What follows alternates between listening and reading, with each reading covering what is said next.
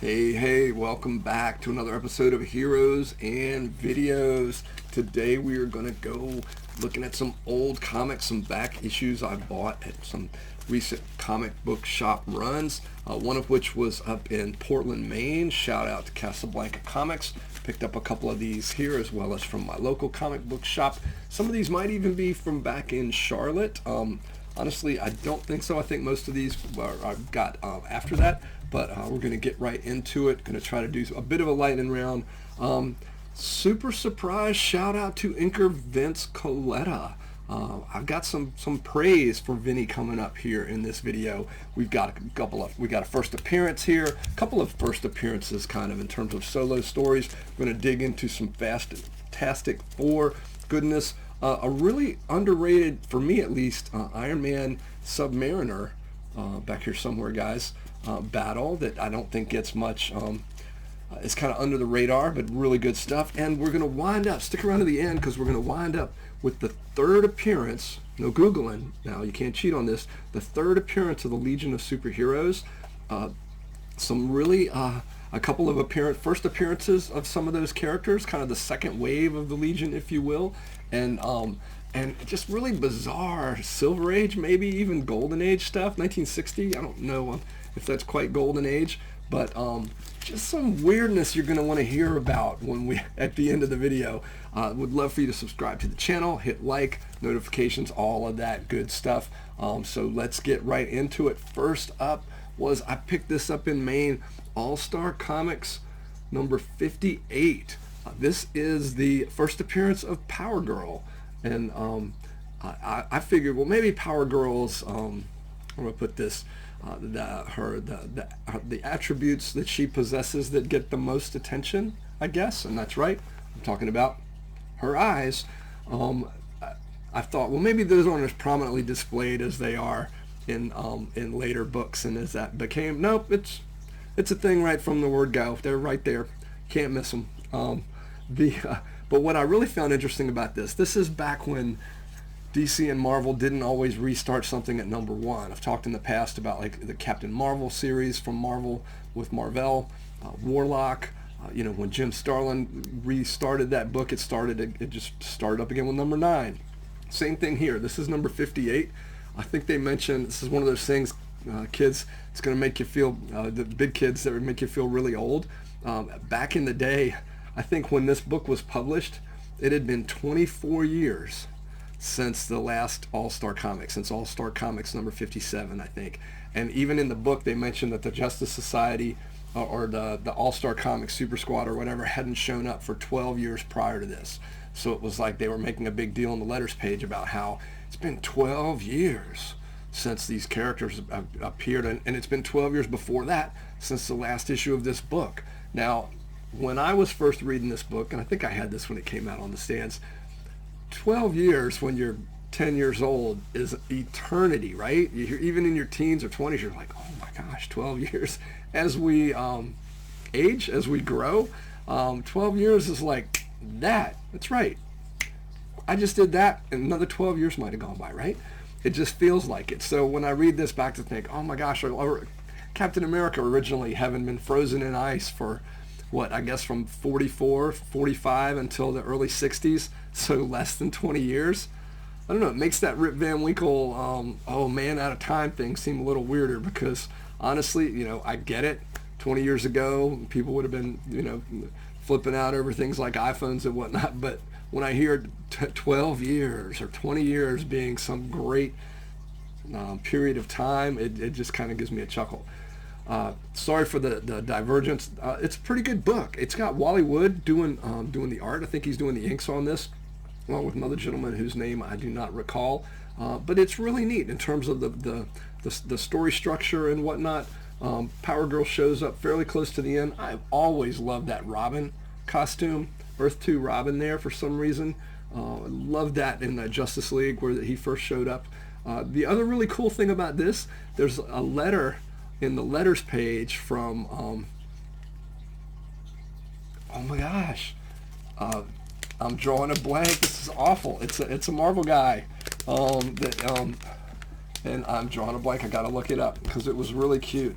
It wasn't I believe it's Roy Thomas actually, but they mentioned that they sent advanced copies out to a couple of people, and there's a bit of a joke in here. Yes, it's Roy Thomas. Man, I can't believe I drew a blank on Roy's name. The other fella is Jerry Bales, who also apparently was big on writing a who's who in American comics, that sort of thing. But Roy Thomas, it mentions in here after they printed his letter, and he's a little upset because apparently he started his subscription to All Star Comics 24 years ago. He paid for a 12-issue subscription, and for number 57 was the first issue in his subscription, so he's telling them they owe him another 11 issues. But, it's a great letter from Roy.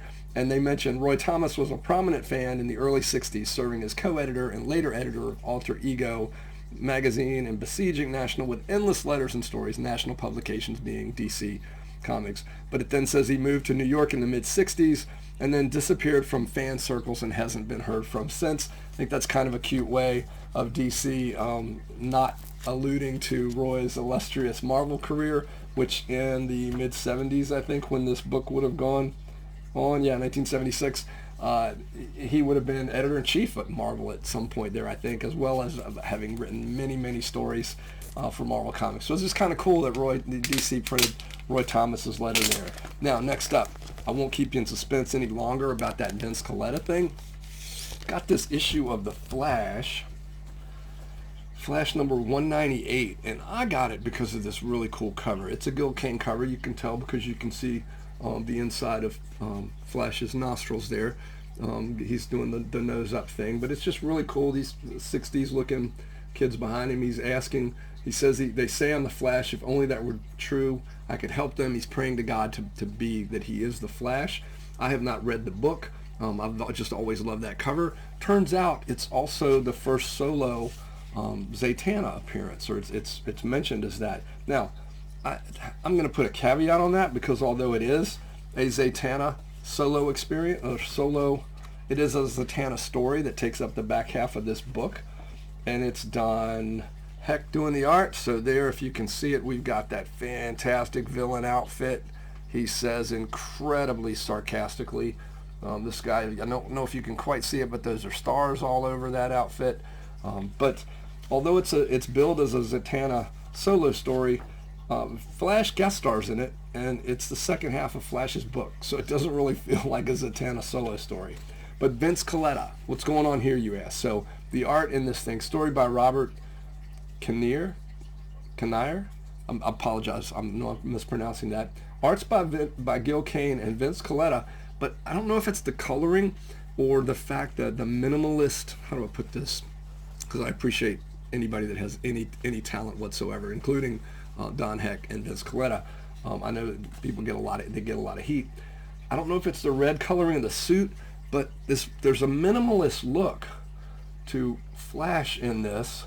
Anytime, particularly when you see that outfit, and I don't know if it's because of the Colletta inks, but there he is sleeping on the beach. But for some reason, less lines looks better.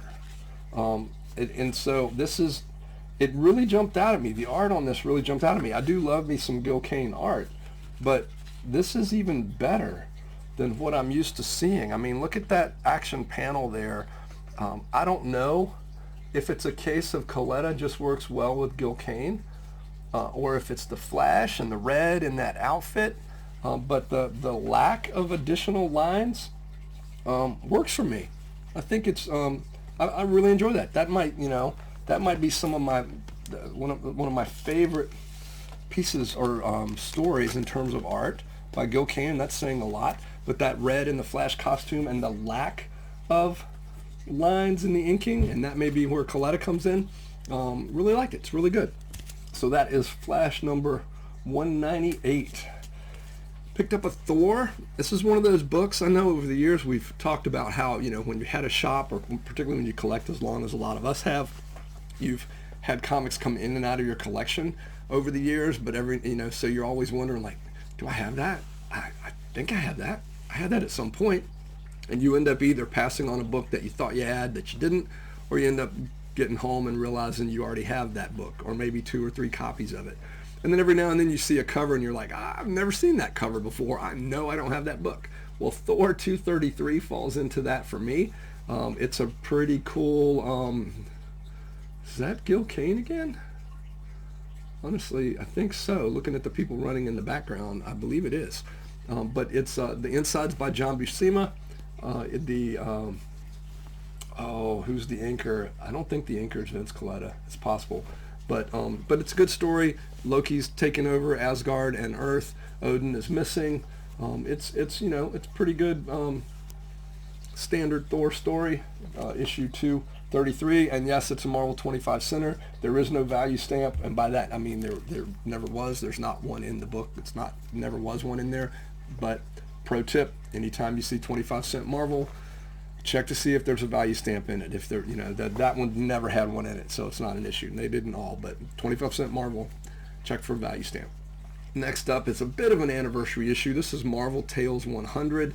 This prints, even though the cover looks a little like Amazing Spider-Man 100 in terms of that pose, though that's not the pose from Amazing 100. This is reprinting Amazing Spider-Man 123. So I guess because Marvel Tales hit number 100, they did a big deal about it. It's the 123 is the one with Luke Cage in it. I believe that's also Gil Kane with Ramita doing the inks, Jerry Conway writing the book. The other reason I picked it up is because I love these, different covers for the books when they come out. Marvel Tales, it's kind of neat. Sometimes they did new covers for Marvel Triple Action, those kind of comics. They often would do a new cover, and that's kind of cool to have a different piece of art on the cover, even if it is a reprint of a story. This has got an all-new Hawkeye and Two Gun Kid adventure, which Scott Edelman, I think, did the writing on that. He's has a pretty interesting character in terms of Marvel's history. If you look back in terms of, he was somebody that was, he was in the room when it happened for a lot of stuff, I think, in the 70s and 80s at Marvel. He wrote that. The art is not Gil Kane, but it's got that kind of a look. I don't remember who did the art, but it's pretty cool and pretty moody. It's Hawkeye and Two Gun Kid when they are, when Two Gun stuck around in the future, and Hawkeye and Two Gun started having those adventures in the mid to late 70s. Kilgrave, the Purple Man, is the villain. So that's it's an interesting matchup in terms of a back issue. Now we're going to get into some Fantastic Four goodness real quick. We're going to whip through these pretty quick. I'm sure you guys remember when the Fantastic Four in the mid 70s, or excuse me, the mid to late 60s came up against the Punisher. That's right, the Fantastic Four fought the Punisher, and as you can imagine, well, no, it wasn't the fight you're imagining. It's not Frank Castle, the Punisher. It's this dude. It's usually not green, but he's colored here. It's the new Herald of Galactus. The old Herald of Galactus, Silver Surfer's down here at the bottom. Just a great Kirby cover. Found this at the local comic shop, and it's got, it's a black cover, which often is unforgiving, but this one's in pretty good shape. It's just a fantastic story. Sorry, no pun intended. That's when Galactus comes looking for the Surfer and looking to eat Earth. The Surfer hides from him. Spoilers in the Microverse, I believe. It's just kind of a cool concept. And then, but that is the Punisher, and that's what he does. He punishes people. He's a pretty tough guy, and it's just kind of cool cover and a cool story. Another cool cover, Fantastic Four 89. That bright red is what's always popped out at me on this cover. They are battling the Mole Man. It's as exciting as you can imagine. A blind old guy with a stick taking on the Fantastic Four in a suburban home, it looks like, or at least inside. Though I believe there's just kind of a spaceship involved there somewhere. Skrulls are in the background leading up, I think, to the next storyline. Had a buddy, Dave, and who had to keep using the word fantastic run of this, inherited from his brother, who had gotten it from someone else, of issues 35 through 100. So although I've read these when I was much younger, I've been trying to slowly fill some of those guys in, like 74 here and 89. But again, always love that, and it's just great Kirby goodness. I was giving it a hard time earlier in terms of the Mole Man, but the Kirby pages inside, Stan's dialogue, it's just a really good story, and I just love how that red cover just kind of pops there. Another cool Fantastic Four cover right after that is, though the more I'm looking at this, it feels a little Ramita, but it is still Kirby. Ramita hadn't taken over the book at this point. Fantastic Four number 98, Doomsday on the Moon. I think this is around the time of the moon landing, and that's one of the reasons they did this book, because Fantastic Four, of course, went to the moon many years before the U.S. did, before Neil Armstrong did. But this is another really cool cover and a cool book as they're getting near the end of the Lee Kirby run.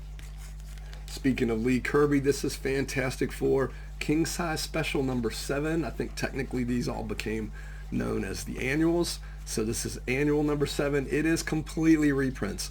I did pick it up though because I didn't have it and it's in really good shape. It's hard to find those square bound double size Marvel 25 centers back when the regular books were 12 or 15. This got this because I believe it's an original cover, and inside the book are a number of Doctor Doom stories. Oh, I'm drawing a blank. I just looked at it this morning and I'm drawing a blank on what's in it. There's a Doctor Doom appearance after number 25 because it's mentioned something's mentioned in there about an appearance or a cameo he popped up in at some point. The very first issue of Fantastic Four, at least the Mole Man part of that story, is reprinted in this book, as well as an earlier Doctor Doom story as well. So there's, I think, the origin of Doctor Doom, which I just did on Marvel Challenges of Doom. Mr. Fantastic is kind of retelling that, like the monk story, you know, with the mask and all of that for Doctor Doom. That original story is in this book, or at least a reprint of that original story. The thing I love about it is, kind of thought John Byrne may have been the first one to do this when he had that issue of Fantastic Four, I want to say 238, maybe 240, somewhere in there, where it's Doctor Doom holding up a sign saying, you know, Doctor Doom does not appear in this comic. I just thought, as original as that felt like to me as a kid when Byrne did it, you'll notice here the Fantastic Four are fighting. That's the main thing on that cover. Sorry for the glare. But down here, the Mole Man is I'd always thought of him as being in that scene, and he may be. It's just they're not paying attention to him. But he's holding up a sign. He's literally holding up a sign telling you what's going on in the book. The Fabulous FF in blazing battle with their two deadliest foes, Doctor Doom and the mysterious macabre Mole Man. I'm going to guess Mole Man wrote that sign because I'm pretty sure nobody other than the Mole Man would think that he was one of their two deadliest foes. But I just think that is just super cool how he's literally holding the sign. Well, I guess with one hand because he's got his other hand on his walking stick there. But yeah, so Fantastic Four King Size Specials number 7. We are getting to the end, guys and girls. Hang in there. This is Iron Man 25. So other just love battles between Namor and Iron Man. I've forgotten that there were quite so many. There's that famous issue that Jack Kirby did in like a weekend in one of the Tales of Suspense, Tales of Astonished books. I guess Tales of Suspense is the one that is the Kirby half of that, I think. This one I don't know that I knew about. I have a pretty good Invincible Iron Man run from this era, but I don't know that I'd ever seen this one. And it's penciled by, hang on, it's penciled by, let's see if I can do some Stan Lee alliteration. It's penciled by Jumpin' Jehoshaphat Johnny Craig. Now you guys all remember Johnny Craig, the artist, right, from Marvel in the 1960s? Yeah, me neither. I don't remember Johnny Craig either. But the art is really amazing. It's I mean, it's nothing. It doesn't blow your mind. It's not Kirby or Steranko, but it's well done in terms of. I want to think of like maybe Wally Wood. We started the video with the characters in space, like not in outer space, but in space of the panel. They're moving around. You can tell what's going on. The figures, the action. It's very well laid out. It kind of takes me back to like Terry and the Pirates kind of stuff, that where you can tell what's going on in every panel. It's beautifully done. Characters are moving from one area to the other on the page, and it's just great. It's really good. So for me, this is like a really cool little gem. Iron Man number 25 with Namor and Iron Man. The other thing I always forget in looking to see what issues came out when, I remember as a kid, Thor and Avengers being, I want to say, 100 issues apart.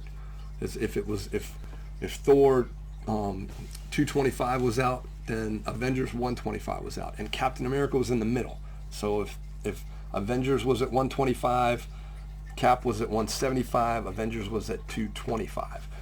And Iron Man fits in there too. So this came out when Captain America 125 came out. When Submariner, which didn't end up sticking around for too terribly long, was at 25. But so you had Iron Man at 25. That means it's the same time that Captain America 125 was out, which means it's the same time Thor 175 was out, and at the same time Avengers 75 was out. So it's just kind of cool. For a long time as a kid, I know the numbering's all messed up now with, everybody's at number one every other year, but as a kid that was always just kind of cool because you knew those four titles it turns out were had the same first or same last digit. So last up, third appearance of the Legion of Superheroes. Now if you've cheated and Googled ahead, shame on you, but third appearance of Legion of Superheroes occurs in Action Comics number, I should have my glasses on, number 267. So Action Comics 267, this is one that gets a lot more attention for Hercules here, who's very upset that Lois Lane is all about this super guy instead of Hercules. But what was crazy to me, this book also, I love it because it's 1960 DC, it's a 10 center. It's not in the best of shape as you can see, but there's some damage over here that goes inside the book. And thank you GAW for writing your initials right there, and apparently read, so I don't know if that means that GAW read it and now he knows you read it because he wrote his name on it. Thanks GAW wherever you are. But not only is this the third appearance of the Legion of Superheroes, it's the first time Supergirl meets the Legion of Superheroes, and it's the first appearance of Colossal Boy, Invisible Kid, and one of my favorites, Chameleon Boy, or Chameleon Lad. I should know he's one of my favorites, right? But what's really weird about this book, and it's some classic Golden Age, Silver Age, what I think this may still be Golden Age, 1960. Let me know in the comments if I'm before or after the demarcation line for that. In this story, Supergirl meets the original members, or are they the first three members of the Legion: Lightning Lad, Saturn Girl, and Cosmic Boy. And what they explain though is, because she's like, oh yeah, Superman told me about that. He used to hang out with you guys when he was Superboy and all. How cool to meet you.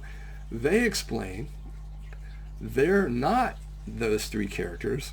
They're the children of those characters. I assume Lightning Lad is Lightning Lad's son, and Saturn Girl is Saturn Girl's daughter, and Cosmic Boy is Cosmic Boy's son, because apparently the Legion of Superheroes won't let you stay a member after you're a teenager. But it's some of the most convoluted stuff you can imagine, because they're time travelers, right? Why can't they just be the time travelers that now travel to 1960 to meet Supergirl, be the same ones that traveled to 1950 something to meet Superboy? Or it's crazy. It's time travel. Why does it have to be their kids? So they're apparently, I'm sure DC has hand waved this away at some point because it's ludicrous. And not only that, but in addition to finding out that, and then they introduce her to Chameleon Boy, Colossal Boy, and Invisible Kid, but which I guess those are original characters and not the parents. But because they can't, basically the reason is they say they can't be their parents. Anyway, long story short, it's bizarre to me they had to say these are the kids of the original Legion, because time travel, right? So, but the other thing that's really crazy is in the future, because Supergirl of course goes to the future with them, because how cool is that? In the future, there's too much air travel, there's too much traffic in the skies, because they realized that, I guess, even in 1960. So Supergirl, to prove she can join the Legion, she tunnels through the earth. She builds a tunnel so that now this tunnel that she's dug through the planet can now serve to alleviate the air travel. I don't know how big around this tunnel is, but we're talking air travel here. So when she does that though, she comes out and she's like they often did in the Legion, where hey, I did approve myself, can I join your club now? She does that, but apparently here's some more convoluted weirdness, right? Apparently when she was going through the earth, she went past some red kryptonite or something, and it caused her to age. So she's now too old to be in Legion. It caused her to age to where now she's a young woman. She's not a teenager anymore. And there's some really weird chauvinistic lines in here about, she's like, oh, thank goodness my costume is forgiving and expands now that I'm a woman. But they're like, oh, sorry, Supergirl, you're too old to be in the Legion now, because going through the Earth to make this tunnel, you happen to go by some red kryptonite that aged you 10 years or whatever. So now you're too old. And so she's mortified by that. She's just, oh no, she can't be in the Legion. And in fact, there's a her secret identity. There's a robot in her secret identity that takes over when she's not around, I guess. And Superman had that too, apparently back then. And so the robot's going to continue being her, while she just chills out sobbing on a mountainside about the fact that she's old now, like 25 or whatever it is, that she's so old now, and apparently expanded in ways that, apparently are unforgiving, because now she's a woman as opposed to a teenager.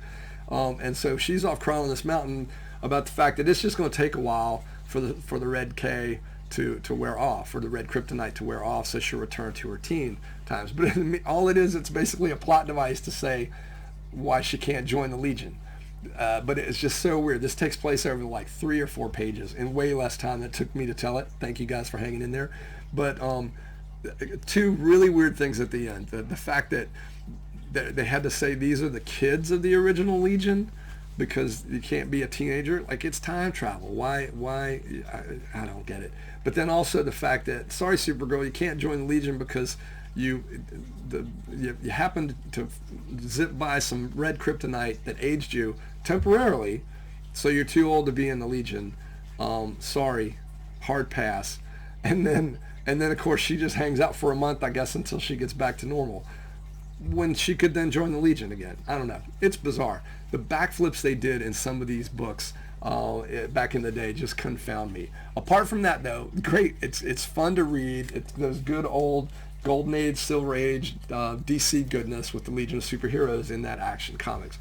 Hey, so that's it for this episode of Heroes and Videos. Speaking of Supergirl, still in theaters. Go see it while you can. Support local movie theaters and big movie theaters. Just support theaters, right? Odyssey's out. Go see that as well. Supergirl and Spider-Man's coming up in a couple of weeks, and that looks really, really good. So go see that as well.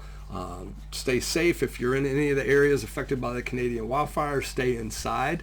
Don't go out. Don't do a lot of stuff in that, because that's bad. Smoke is bad.